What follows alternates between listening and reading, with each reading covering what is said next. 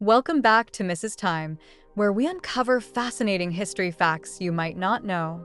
Today, we're starting a special series about a little-known chapter in American history. Did you know that Vermont was once its own independent country? Yes, before it became the 14th state in the United States, Vermont stood alone as the Vermont Republic from 1777 to 1791. When the Revolutionary War began, most of the 13 colonies were eager to join forces against Britain. But in the case of Vermont, things were a little more complicated.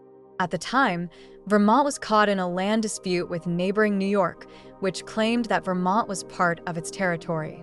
Vermont settlers, led by Ethan Allen and his Green Mountain Boys, weren't happy with New York's claim over their land. So in 1777, they took matters into their own hands and declared Vermont an independent republic. On July 2, 1777, Vermont officially adopted its own constitution and became the Vermont Republic. For the next 14 years, Vermont operated independently, with its own government, currency, and even a postal service. It was a bold move in a time of great uncertainty. Vermont's constitution was also ahead of its time. It was the first American territory to abolish slavery, making it a symbol of independence and progress in the midst of the Revolutionary War. That's just the beginning of Vermont's fascinating journey as an independent republic. But what was life like in this small, self-governed country? Let's take a closer look at how Vermont functioned as an independent republic. Once Vermont declared independence, it didn't waste any time setting up a fully functional government. It created its own legislative system, held elections, and even began minting its own currency. Imagine, Vermont had its own money, which citizens used for daily transactions, long before it officially became part of the United States. The Vermont Republic operated with complete autonomy for 14 years, from 1777 to 1791. The Republic managed to develop its own postal service, and its citizens even enjoyed the right to vote and participate in government, an incredible feat for a region that wasn't recognized by other countries. But perhaps the most fascinating aspect of Vermont's early years is its progressive stance on human rights. Vermont's constitution was groundbreaking. It became the first American territory to abolish slavery, setting a precedent for freedom and equality long before other states. Vermont's brief time as an independent republic was filled with innovation and progress. But have you ever wondered where Vermont got its name? That's what we're exploring today. After declaring independence from New York in 1777, Vermont needed a new identity, one that would set it apart from its neighboring colonies. For a short time, the region actually went by the name New Connecticut. The name New Connecticut was chosen to reflect a connection to the New England region. But it didn't take long for settlers to rethink this name and opt for something more original, something that better reflected the area's natural beauty. Eventually, the settlers adopted the name we know today, Vermont. The name comes from the French words Vermont, meaning green mountain. It was the perfect fit for a region defined by its breathtaking, mountainous landscapes.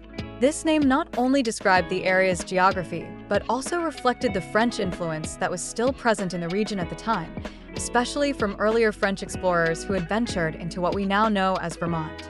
From its original name of New Connecticut to Vermont, meaning Green Mountain, this beautiful state has always been closely tied to its natural environment. In the early 1780s, Vermont was in a unique position.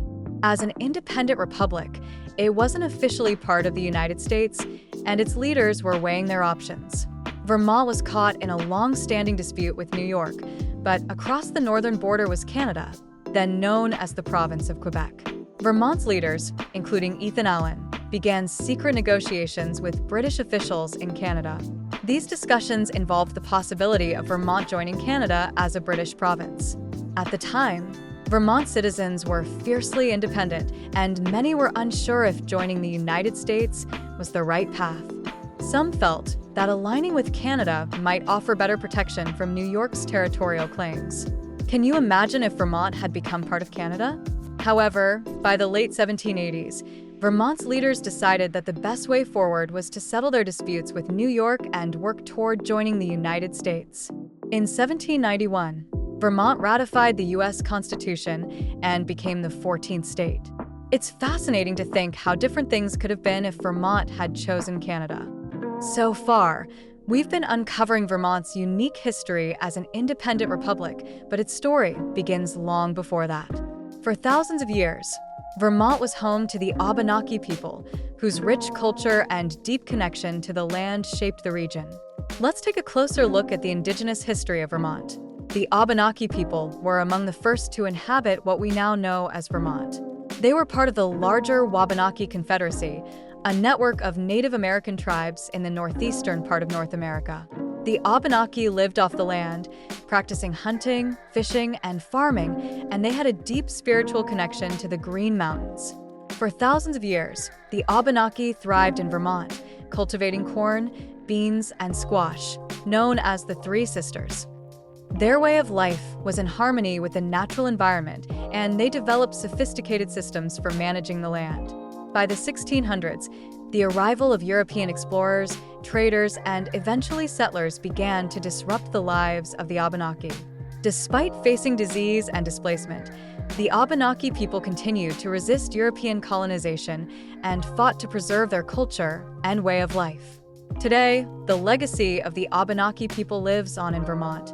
Their cultural influence is seen in place names, their traditions are still celebrated, and they remain an important part of Vermont's history. Many Abenaki descendants continue to live in the region, keeping their heritage alive. Don't forget to like, subscribe, and hit that bell to stay updated. Until next time, keep exploring the past with Mrs. Time.